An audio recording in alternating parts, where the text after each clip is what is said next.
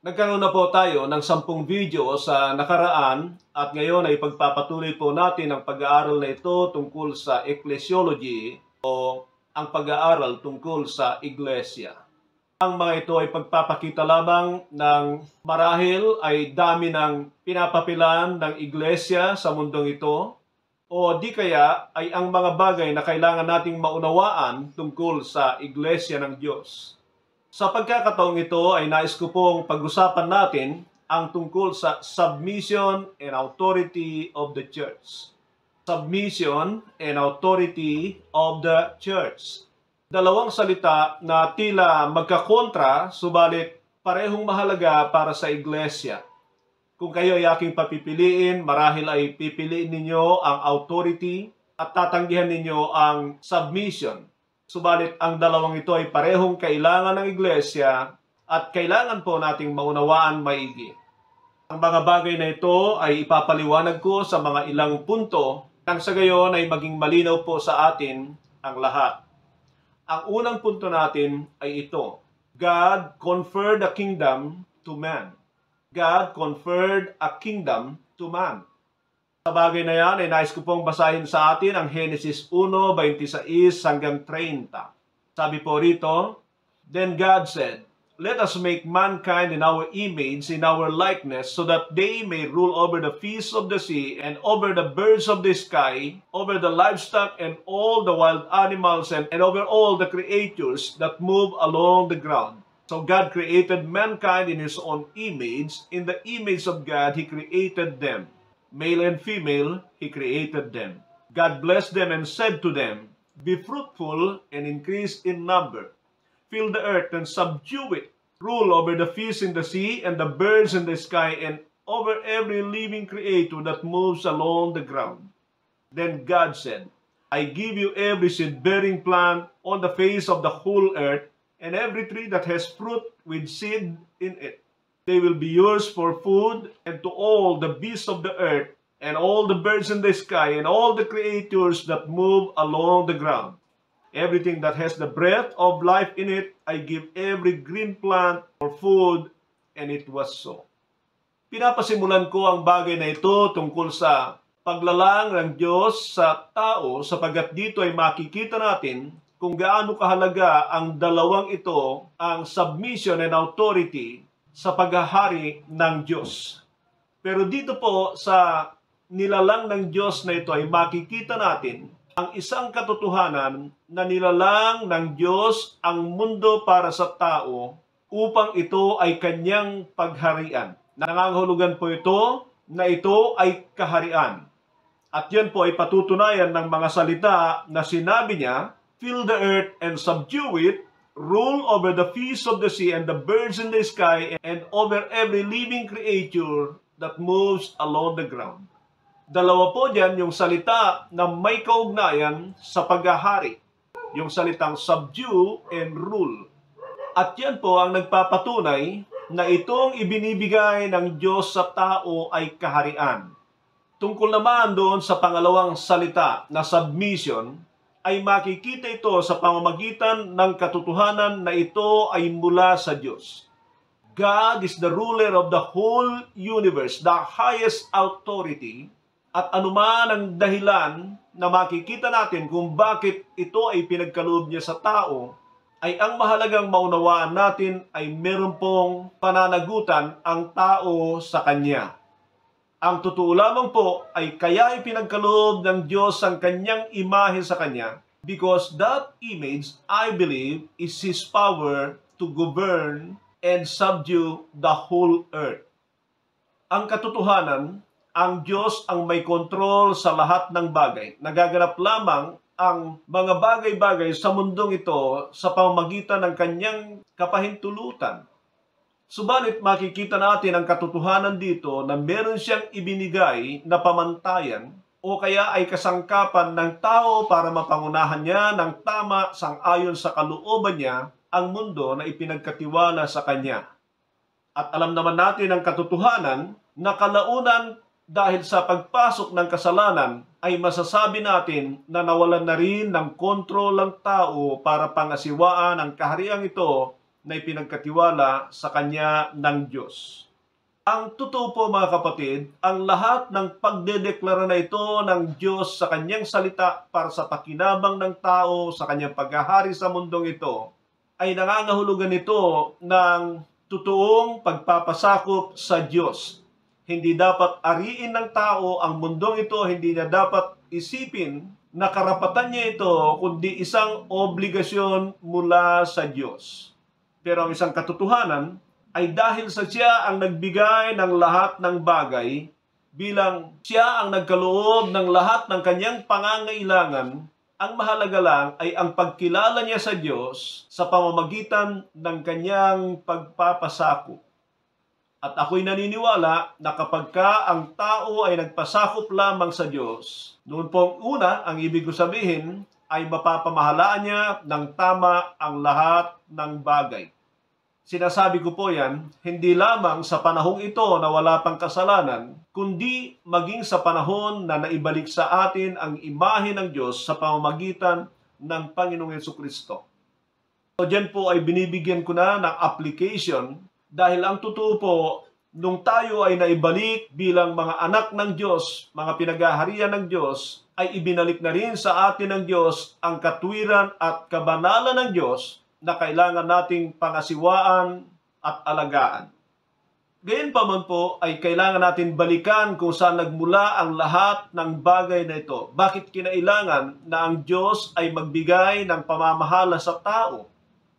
At diyan po ay balikan natin ang kwento doon sa orihinal na kaharian ng Diyos.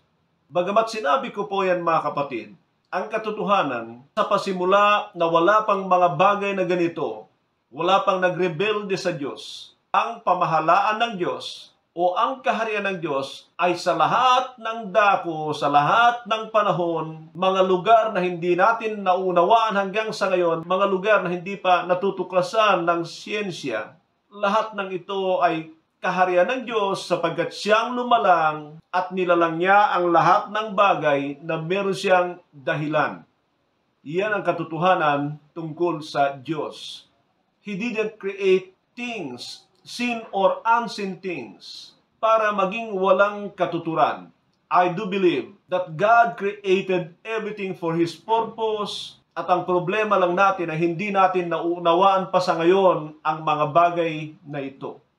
So alam natin ang kwento tungkol sa kaharian ng Diyos na ang kanyang trono ay nandoon sa tinatawag na langit. Ang langit na ito ay hindi yung atmospheric heaven, heavenly bodies heaven, kundi ito yung third heaven na kinaroroonan ng kanyang trono. At alam niyo ang katotohanan mga kapatid, masasabi itong kaharian kapag mayroong mga elemento ng isang kaharian tulad ng hari, ng nasasakupan, ng teritoryo at ng batas. Mga ilang ulit din natin mababasa sa banal na kasulatan ang tungkol sa kaharian ng Diyos na ipinapakita ng Diyos sa kanyang mga lingkod tulad ng ginawa niya halimbawa kay Propeta Isaias sa Kabanata 6. So ang punto lang muna natin dito mga kapatid ay tungkol sa kaharian ng Diyos na siyang pinanggagalingan ng lahat ng autoridad. Marahil ay naitatanong po ninyo, kailan nagpasimula ang kaharian ng Diyos? Ako'y naniniwala sa ganito. God is eternally existent as the Bible tells us. But when we talk about the kingdom, ay mahalaga po yung mga tinatawag na subjects. At marahil dyan po nagpasimula ang pagiging hari ng Diyos. He is always God. But to be a king is that you must have to have subjects, territory, law, at kung ano pa ang mahalagang elemento ng kaharian. At ano ang subjects ng kanyang kaharian doon sa langit. Ayon sa ating pag-aaral ay makikita po ninyo na sa Biblia ay meron pong mga cherub o cherubim. Yung pong cherub ay singular form at yung cherubim ay plural form. Mga iilan lamang po marahil ang cherubim. At isa po dyan, si Satanas, na mamaya ay titignan po natin sapagkat siya po ang dahilan kaya itinatag ng Diyos ang kaharian para sa tao dito sa lupa. Marahil ang kasunod sa mga yan ay ang mga seraph o seraphim. Sila naman yung tagapagbantay sa trono ng Diyos na siyang nakita ni Isaias doon sa Kabanata 6 nga. At yan din ay mababasa natin sa Aklat ng Pahayag. Halimbawa, kung hindi ako nagkakamali ay sa Pahayag 5, talatang 11. Alam niyo po, maganda siguro ay basahin ko po sa inyo ang lugar na yon na kung saan ay pinapakita sa atin ang kaharian ng Diyos kung ano ang itsura nito. Bagamat hindi po ito ang ating diin sa pagkakataong ito, ay mahalagang malaman natin ang katotohanan ito. Sabi po rito sa Kabanata 5, talatang 11. Then I looked and heard the voice of many angels, numbering upon thousands, and 10,000 times 10,000, they encircled the throne and the living creatures and the elders. Yung po mga living creatures diyan ay malamang ito po yung mga seraph o seraphim. At sa panahon na ito, na meron nang nakikita si John the Beloved na mga elders, ay sapagkat ito ay pangitain sa mga bagay na magaganap sa hinaharap pa mula sa kanyang kapanahunan. Bukod po diyan sa aking mga nabanggit na cherubim at seraphim, ay meron ding mga tinatawag na angels. Pero alam din naman natin na meron pang mga archangels katulad ni na Michael, ni na Gabriel, na silang mga nababanggit dito sa banal na kasulatan. So, makikita po natin na sa banal na kasulatan, sa Biblia, ay meron pong 4 na uri na tinatawag na celestial beings, and they compose the kingdom of God as His subjects. So, dyan po ay nababanggit na yung submission, subjects, His under, subordinates. Nababanggit ang subject at pinag-uusapan natin ang tungkol sa submission and authority ay sapagkat diyan po nangyari ang unang hindi pagpapasapot. By the way, mga kapatid, the kingdom of God is a perfect kingdom. At sinasabi ko po yan sapagkat bilang kaharian ay ano ang batas sa unang panahon sa panahon na yan. Wala po tayong mababasa na batas ng Diyos, hindi katulad sa panahon na nilalang niya ang Hardin ng Eden, na may isang batas na inilagay o ibinigay ang Diyos kay Adan. Huwag kayong kakain sa bunga ng puno ng pagkaalam ng mabuti at masama, sapagkat sa araw na kakain kayo, kayo ay mamamatay. So that was the only law in the kingdom conferred to man. But it was a kingdom, an extension of the kingdom of God. Pero kalaunan, kapag naririnig ninyo ako sa mga ilan kong pagtuturo, ay ipinapakita ko po sa inyo na meron pong batas na ang tawag ko ay the law of design. Na ang ibig sabihin, yung design ng Diyos ay hindi mo pwedeng baguhin because everything that is from God, the creations of God, what He made, the original, were all perfect. Wala kang babaguhin dyan. At yan ay sinasabi ko po sa inyo sapagkat nais kong malaman ninyo, although wala tayong mababasa sa Biblia na wala pong batas na naisulat tungkol sa batas ng Diyos sa langit, ako'y naniniwala, ang umiiral doon ay yung kanyang law of design. And the law of design is that God is the Creator, worthy of all worship. Na noong mangarap at magtangka si Satanas na maging katulad niya, ay kahit wala siyang sinabi na huwag kayong maging katulad ko, ay nangangahulugan po ito ng alteration of design. It was an alteration of design because of insubmissiveness or rebellion. Nakukuha ba ninyo ang ibig ko sabihin? God designed everything perfect na kapag binabago natin ang design ay kasalanan sa Diyos. So halimbawa po ang kasalanan sa panahon ni Noe ay ang pagkakaroon ng sex sa mga hindi asawa ng mga lalaki. Yung tinatawag na sons of God sa chapter 6 is an alteration of design of God about marriage. Sapagkat meron na pong naganap na kasalan na ang pwede lang magsiping ay yung kasal. So, na-alter po yung design ng Diyos doon. Pwede lang silang magkaanak sa pamamagitan ng kapahintulutan ng kasal at ng pag-iibigan. At alam natin na ang nangyari sa kapanahunan ni Noe ay sex na walang pag-ibig, kundi sex na punong-puno ng pagnanasa.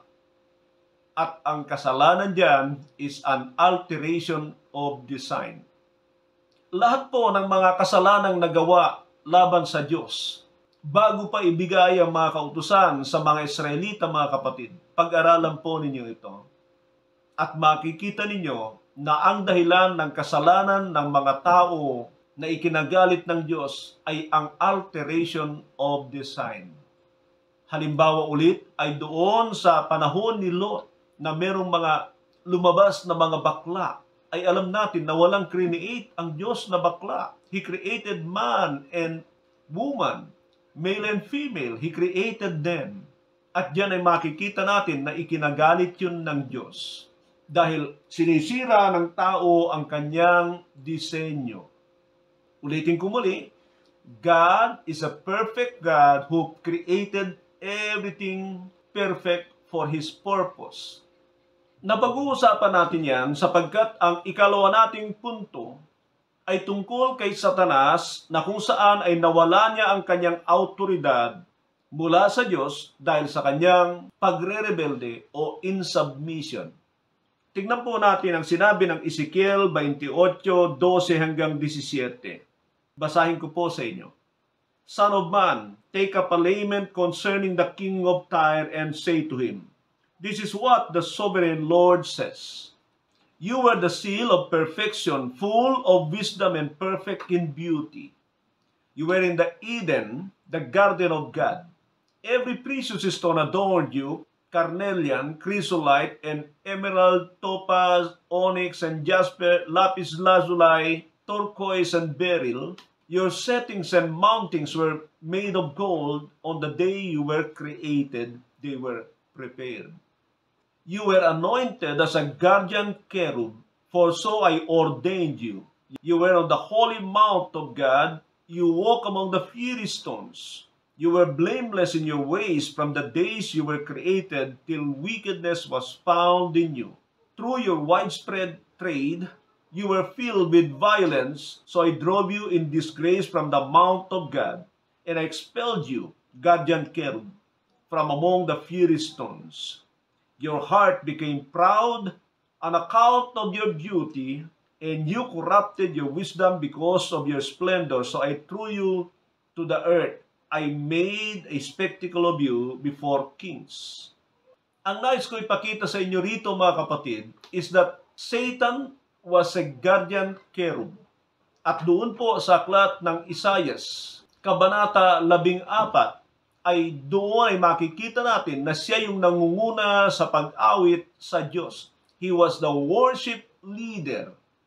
And God ordained him to that purpose. He was anointed. So diyan ay makikita natin that even in heaven, they need the anointing of God to serve Him in special services. But anyway, mga kapatid, dito sa binasa natin ay meron po akong mga ilang napapansin para lang sa ilang kaalaman natin at palagay ko ay napakaganda naman na maunawaan natin. Unang-una po ay katulad ng tao, ang mga anghel, bago nilalang ng Diyos ay inihanda niya ang lahat ng bagay para sa kanila. Sa verse 13 ay mababasa natin ito. On the day you were created, they were prepared. At alam naman natin na sa Garden ng Eden, nilalang ng Diyos ang lahat ng bagay sa 5 araw bago niya lalangin ang tao na kung saan ay nakahanda na ang lahat ng kanyang pangangailangan. Ano ang hahanapin mo sa ganitong kaharian? Napakabuti ng haring ito na walang dahilan para dapat ay pinagre-rebeldehan. Pero alam natin na yan ang nangyari sa kanya sa langit at yan din ang nangyari sa kanya sa kaharian dito sa lupa. Pangalawa na nais kong pansinin ninyo ay yung sa verse 13 ulit, you were in Eden, the garden of God. Sa tingin ko po rito, at pinag-iisipan ko ang lahat ng punto, ay tila nakikita ko na itong Garden of Eden sa lupa ay nakapatent doon sa langit. Meron din ito sa langit nung una at doon ipinattern itong nasa lupa. Pansinin po ninyo yan at pag-aralan po ninyo, makikita ninyo ang katotohanan tungkol dito. Dito sa kalalagayan ni Satanas ay makikita natin na talagang siya ay binigyan ng Diyos ng autoridad. He lead all of the angels of God. And what a wisdom He has. What a power He has. Sapagkat mula sa ating mga pag-aaral tungkol sa bilang ng mga anghel na ito, ay aabot sila ng 100 trillions of angels. And He has that capacity to rule them, to lead them, only except until he rebelled against God's authority. And that is the same pattern with what happened to Adam. Si Satanas ay sobra ang ipinagkatiwala sa kanya ng Diyos para sa atin.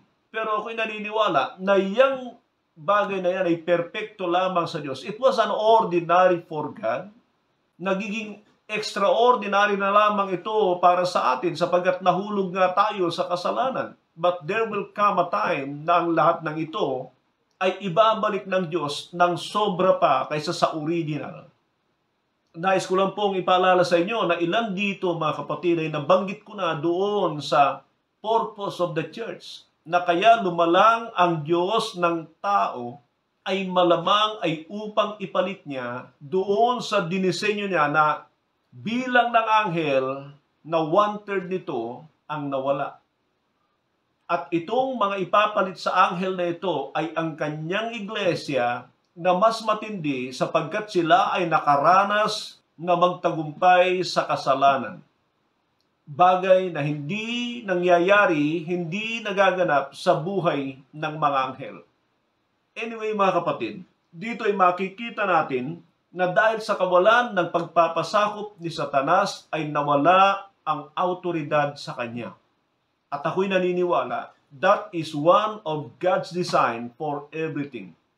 Everything must be submitted to Him so that they can have authority over their subordinates. Ganyan si Satanas nung una. He had to be submitted to God. Para sa ganun ay meron siyang autoridad sa mga anghel at pangunahan sila sa pagsamba sa Diyos. Ganon din naman si Adan. Kailangan niya ng pagpapasakop sa Diyos upang sa gayon ay patuloy niyang mapamahalaan ang kaharian na ipinagkatiwala sa kanya ng Diyos. Ang susunod nating pag-uusapan is that Satan gained authority from man because of sin. Tulad ng aking mga nasabi, that in the Garden of Eden was a perfect, but there was the adversary, Satan, na noon pa man ay plano niyang palawakin ang ibinigay na ng Diyos sa kanya na kapangyarihan, autoridad. At ako'y naniniwala, base sa karunungang ibinigay sa kanya ng Diyos, although it was corrupted already, yung wisdom ni Satanas, ay malayo pa rin na mas matindi siya kaysa sa tao. At upang makuha niya at mapalawak niya ang kanyang autoridad, ay kailangan niyang ihulog sa kasalanan si Adan. Bukod sa katotohanan na itong si Satanas ay talagang masama ang kanyang intention, masama ang kanyang puso, corrupted siya sa glory ng Diyos na ipinagkatiwala sa kanya, wala na yun sa kanya, ay nais niyang madagdagan ang kanyang autoridad bukod sa mga anghel na naisama niya. By the way, mga kapatid, itong mga anghel na ito, dahil sa sila'y nagkasala, wala na silang karapatan na makabalik. E so, anong gagawin nila? Mandedemonyo na lang sila. Gagawa sila ng kasamaan. Yan po ang ibig ko sabihin. Kaya, kung titingnan natin, ay makikita natin na ninais ni Satanas na ihulog sa kasalanan ang tao. Ito na ang kanyang pangunguna sa ngayon. To lead everybody to evil or in rebellion, in submission against the authority of God. Yan na ang trabaho ni Satanas. At nais ko lang pong bigyan ng application diyan, mga kapatid, na katulad ng sinabi ng Efeso 2:2, that any sin, insubmission, rebellion, disobedience against God ay nandoon sa likod nito si Satanas. Tandaan po natin ang katotohanan yan. At naway magbigay sa atin ng babala para maiwasan ang pagre-rebelde sa Diyos. Basahin po ninyo yan, Efeso 2:2.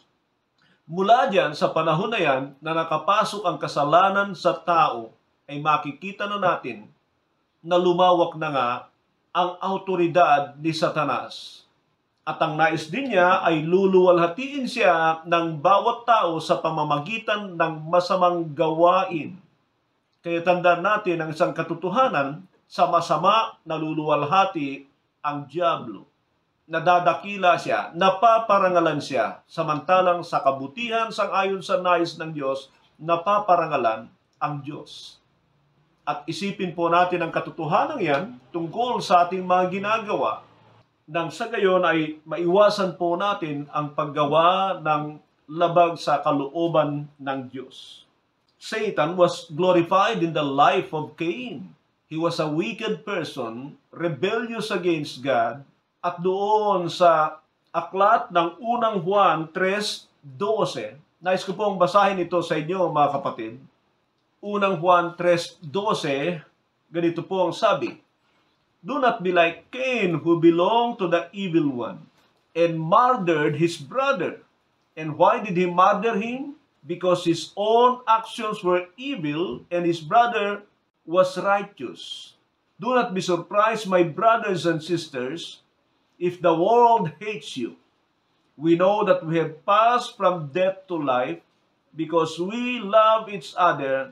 Anyone who does not love remains in death." So dyan po, sa sinulat ni Apostle John ay makikita natin na ibinibilang si Cain na anak ng dyablo. Hindi po totoo na nangyari ang pagkakaroon ng sex ni Satanas at kay Eva. Ang totoo ay nagiging anak ng dyablo ang tao dahil sa kanyang mga gawa. At maalala ko yung sinabi ng Panginoon sa mga relihiyoso sa John 8:44, "Ang dyablo ang inyong ama, siya'y sinungaling at kalaban ng katotohanan mula sa simula pa." Ngayon ay makikita natin ang katotohanan dito mga kapatid, na ang paggawa ng kasamaan ay pagpapasakop sa autoridad ng kaaway. Tulad ng nabanggit ko kanina sa mga kaganapan sa panahon ni Noe, Satan's kingdom and authority spreads because of the wickedness of man. Pero tandaan din po natin ang katotohanan that God have to judge them because He is still the highest authority. So tandaan po natin ang katotohanan ito mga kapatid. Sa lahat ng mga kwento sa Biblia ay makikita natin na sa tuwina na lumalaganap ang kasamaan ay talagang nandiyan ang dyablo na gumagawa. Doing wickedness is submission to his authority. At talagang magpipiesta diyan ang dyablo kapag ganyan ang buhay ng mga tao. By the way, mga kapatid, kung balikan natin yung sinabi kanina sa Ezekiel 28:12, ganito ang sabi niya. Pansinin niyo ito "Son of man, take up a lament concerning the king of Tyre." King of Tyre. And sabi pa, "And say to him, this is what the sovereign Lord says." At pagkatapos doon sa mga kasunod, ay makikita na natin ang description ni Satan. So during the time of Ezekiel, the king of Tyre was under the influence of the devil. The king of Tyre was identified as the devil. At yan ang ibig ko sabihin mga kapatid, that every wickedness, the devil is behind.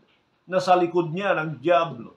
At dahil sinabi ng 1 John 5:19 that the devil controls the entire world, ay nangangahulugan po ito na bawat sektor ay malamang nandiyan ang dyablo. And when Revelation 12:9 says, "He led the whole world astray," ay totoo po na nandiyan ang dyablo, na lahat ng sektor, lahat ng tao ay kung maaari ay ilayo niya sa Diyos. Not the people of God. Not the church of God. So kung tayo ay kabahagi sa iglesyang ito na under the submission and authority of God, for sure ay hindi tayo mailalayo ng diablo. But when we rebel against God, when we sin against God, we lost submission to Him, then we started to give the devil a foothold. At anong sabi ng Efeso 4:27? Huwag ninyong bigyan ng pagkakataon ng diablo. Si Judas, mga kapatid, ay step by step, paunti-unti lang, na dahil sa kanyang pagbibigay kaginhawaan sa kanyang sarili, nangungupit siya sa pera, until that time na pinasok na siya ng diablo. So it doesn't start with big things. Hindi ito nagpapasimula sa malaking bagay. It begins with the small things, at kapag nakita na ito, nagkaroon na ng foothold ng diablo, ay unti-unti niya na i-take over ang buhay ng tao. Ngayon ay sana'y nakita natin ang katotohanan na dahil sa kawalan ng pagsunod ng tao sa Diyos ay nagkakaroon ng autoridad ang diablo sa kanya. Hindi ba ninyo nakikita kung gaano kahalaga na pag-usapan ito ng iglesia, ang submission and authority? By the way, mga kapatid, every authority comes from God, na itatatag ang lahat ng autoridad dahil sa kapahintulutan ng Diyos. Except, I think, sa kaharian ng diablo. Because Satan has a kingdom of darkness. Sa kanya yun. Excluded marahil yun sa pinahintulutan ng Diyos. Although, kagustuhan ng diablo ito, pero nandun pa rin ang autoridad ng Diyos sa kanya. So, ang pinakamataas na autoridad ay ang Diyos. And then we have the governments or church. And then we have the family. And then we have the elders. Elders among the family. At ganyan po. Nandyan pa yung tungkol sa mag-asawa na mamaya ipag-uusapan natin, sapagkat ginamit yan tungkol sa submission and authority na naglalarawan sa submission and authority ng Panginoon Jesucristo sa church. Ang tungkol sa mag-asawa. So anyway, mga kapatid, ay makikita natin na at the end, lahat ng authority ay ibibigay sa Diyos. Lahat ay ipapasakop sa Diyos. I think sa 1 Corinthians chapter 15 ay binanggit ang bagay na ito.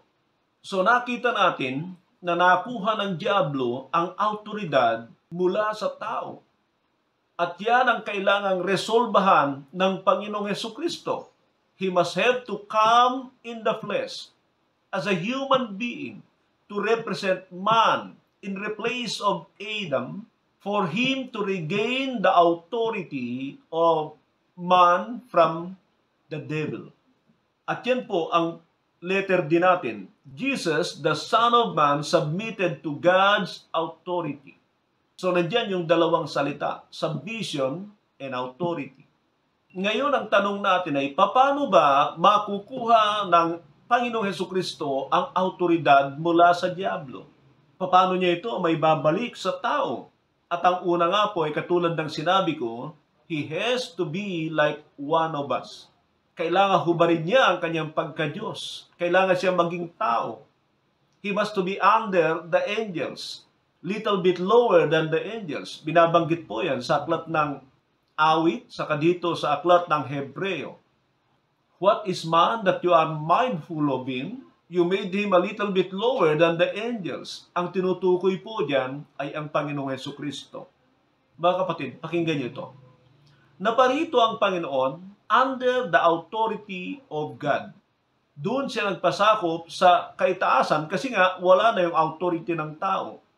At ano ang kanyang gagawin para magkaroon siya ng authority laban sa diablo? He must have to be submitted to the highest authority, the authority of God. At kung titingnan natin ang katotohanan yan, once na siya ay nagrebelde, he will lose the authority of God over him. And he will lose power against the devil. He will become like Adam kapag siya ay nagkasala. So hindi siya pwedeng magkasala. At ang lahat ng kapangyarihang ito para hindi siya magkasala, he have to be totally submitted to God. Dahil diyan ay nais kong basahin sa atin ang Hebrews chapter 5 verse 7. Sabi po rito, during the days of Jesus' life on earth, He offered up prayers and petition with fervent cries and tears to the one who could save him from death. And he was heard because of his reverent submission. Son though he was, he learned obedience from what he suffered, and once made perfect, he became the source of eternal salvation for all who obey him, and was designated by God to be a high priest in the order of Melchizedek. To gain this authority against or over the devil, mga kapatid, hindi niya gagamitin ang kapangyarihan ng Diyos. Ang gagamitin niya ay yung submission. Kailangan niya magpasakop. At sa kanyang pagpapasakop ay alam niya na hindi madali because of the fierce temptations and invitations to sin against God. At ano ang gagawin niya? Sabi rito, he offered up prayers and petitions with fervent cries and tears. Yan po ang pamamaraan ng Panginoon para hindi siya mapasakop sa autoridad ng diablo. Alam natin, the work of the devil is sin, evil. Jesus came to destroy that through His submission to God. And with that submission, He offered up prayers, petitions with loud cries and tears to the one who could save him from death. Ulitin ko lang po, bagamat naririnig na ninyo ito sa akin, na yung kamatayan diyan, sapagkat alam naman natin na hindi naligtas ang Panginoon sa physical na kamatayan, pero alam natin ang tinutukoy diyan na kamatayan ay ang pagkahiwalay sa Diyos. At mahihiwalay siya sa Ama kapag siya ay nagkasala. Ano pa ang sabi niya rito? Sa verse 8, son though he was, he learned obedience from what he suffered. Tandaan po natin ang katotohanan.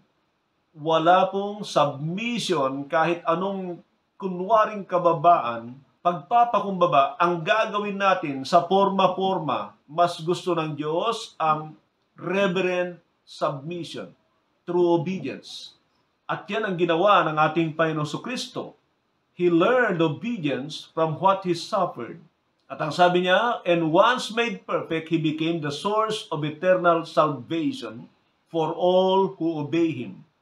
Tingnan nyo, ang magmamana lang ng kaligtasan sa kasalanan o kaligtasan sa buhay na walang hanggan, ay yung mayroong pagsunod sa Kanya. Pansinin po niyo yung sinabi, for all who obey him. At muli ay makikita natin, there's no submission to God apart from obeying Him.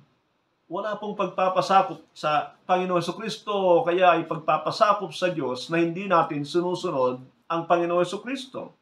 Kaya nga po ang Panginoon ay makikita natin na paulit-ulit na sinasabi niya, I will do only what the Father have sent me to do.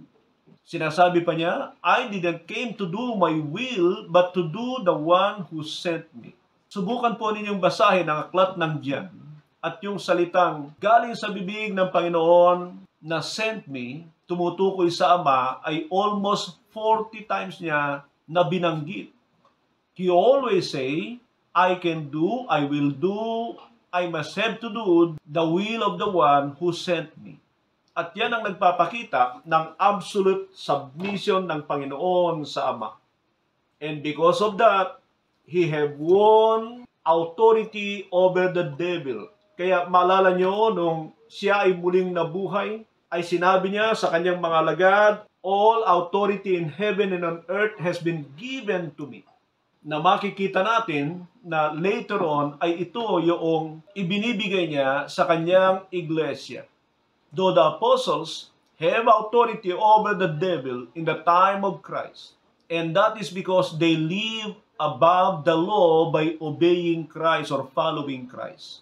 Sinabi ko po yan sapagkat dapat niyong maunawaan that the apostles were under the law in Christ's time. They were all under the law, but they were living in the examples of Christ, and so they experience the grace of God. They live above the law, and therefore they have the authority over the devil. Kaya nakakapagpalayas na sila ng demonyo doon.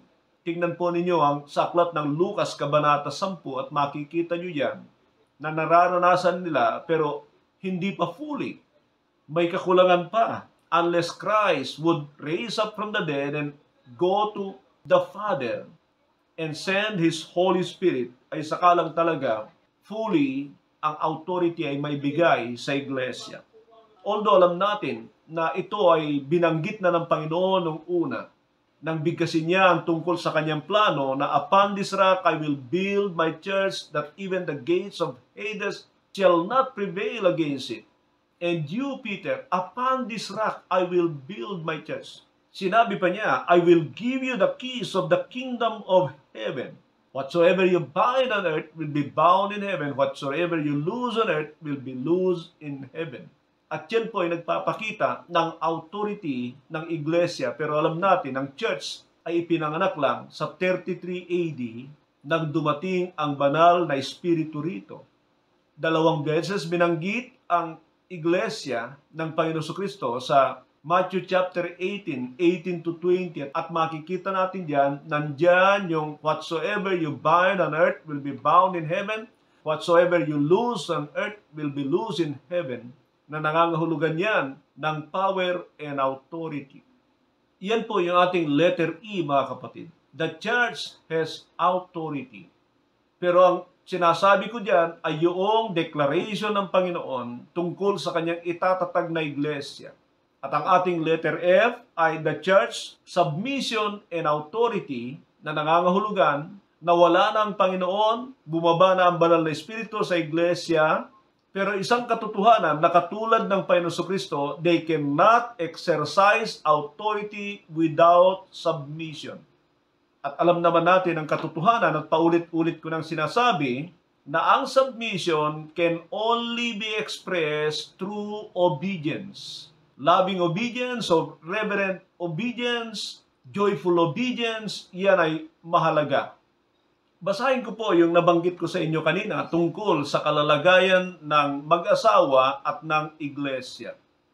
At yan po ay matatagpuan sa Efesos 5:22 hanggang 24. Sabi po niya rito, wives, submit yourself to your husband as you do to the Lord. Gusto ko lang bigyan ng pansin ito, mga kapatid. Kung gusto ng mga asawa na meron din silang autoridad, power, ay kailangan marunong silang magpasakop sa kanilang mga asawa.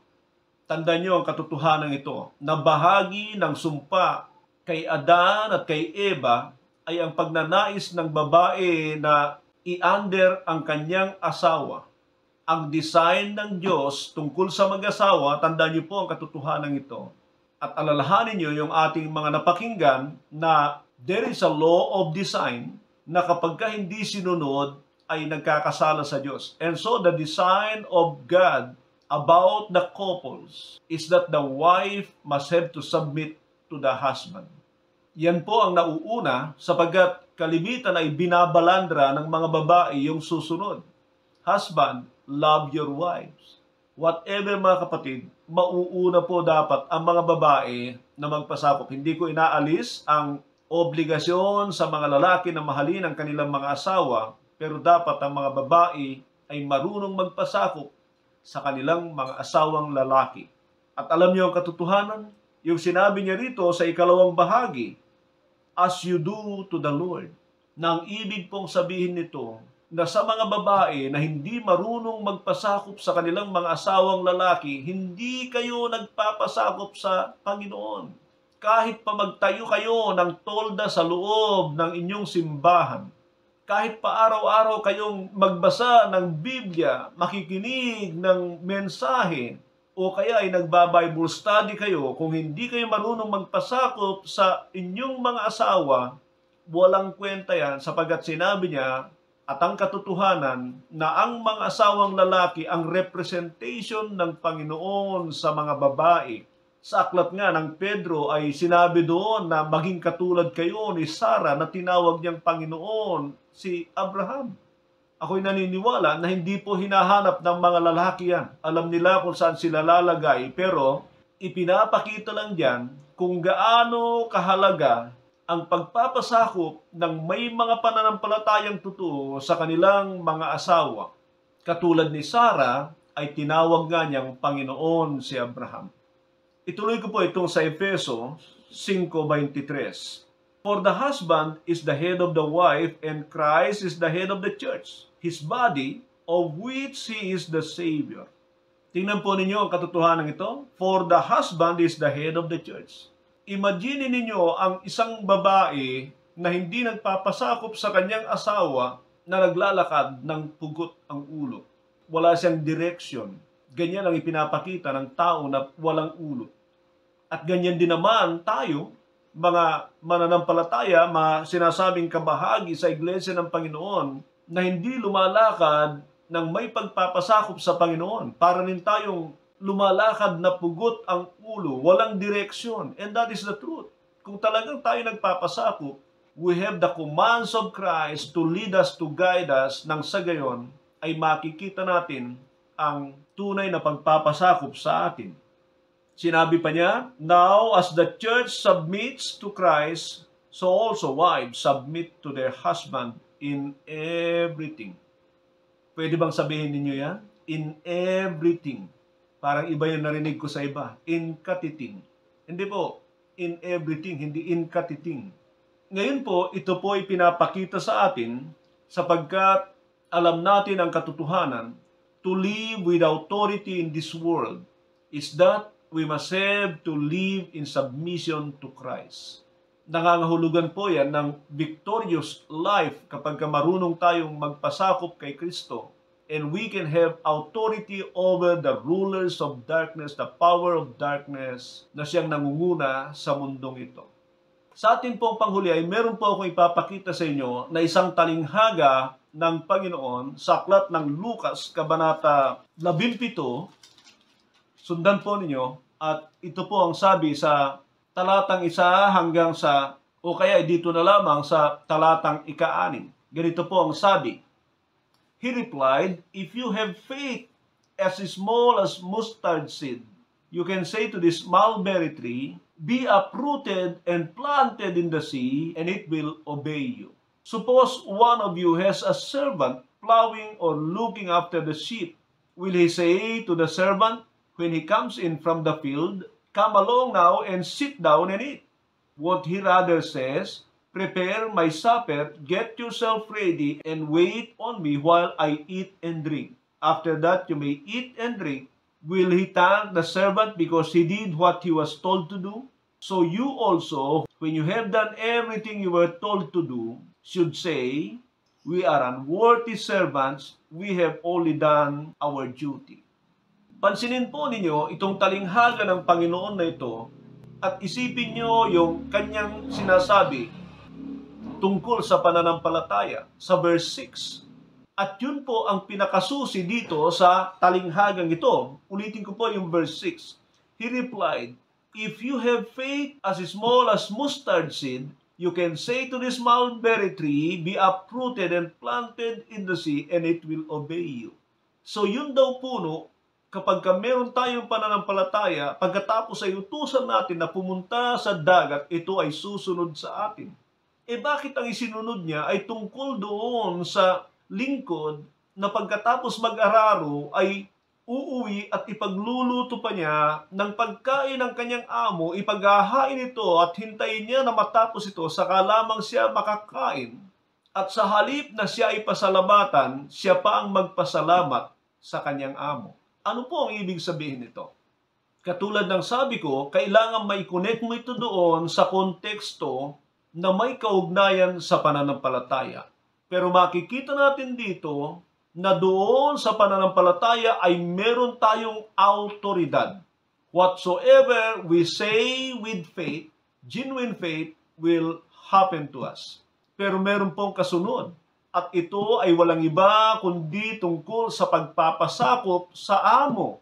At ako'y naniniwala na ito ay larawan ng relasyon natin sa ating Diyos. na tayo ay naglilingkod sa Kanya. Wala tayong karapatan na anupaman katulad ng Panginoon Kristo. We cannot claim any privilege or benefit, but has to do our obligation to the one who created us. At kapag meron tayong pananampalataya at may pagpapasakop sa Diyos, ay meron tayong autoridad sa mga bagay sa mundong ito. Ang kahulugan nito, mga kapatid, ay it goes together with faith. Ang submission goes together with faith and it becomes an authority for us. Tignan niyo ang katotohanan ito sa simpleng pamamaraan. Bakit maraming mga lingkod ng Diyos ay takot magpalayas ng demonyo? Don't we have authority against the devil? Hindi ba yan ang ipinangako ng Panginoon sa Marcos 16:17? Kung wala na tayong pananampalataya, wala pa tayong submission, wala rin. Pero tingnan nyo, kung meron kang pananampalataya, pero wala kang submission, sasabihin lang ng diablo sa'yo, ikaw nga, hindi marunong sumunod, bakit kita susundin? And that is the power of submission. The church should live in submission to Christ so that we can have or we can experience the authority of the kingdom. And when I say the authority of the kingdom, that is the authority of God or authority of Christ. At yan ang kalalagayan ng mga mananampalataya. Ang katotohanan, mga kapatid, the church is losing power ay hindi totoong nanghihina ang banal na Espiritu.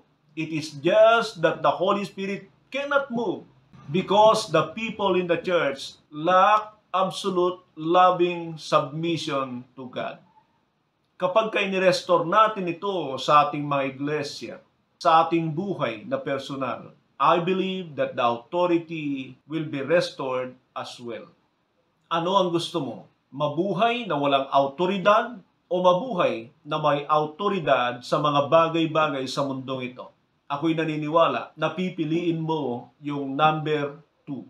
Mabuhay na may autoridad sa mga bagay sa mundong ito. Pero sasabihin ko sa iyo, it will never happen unless you know how to submit.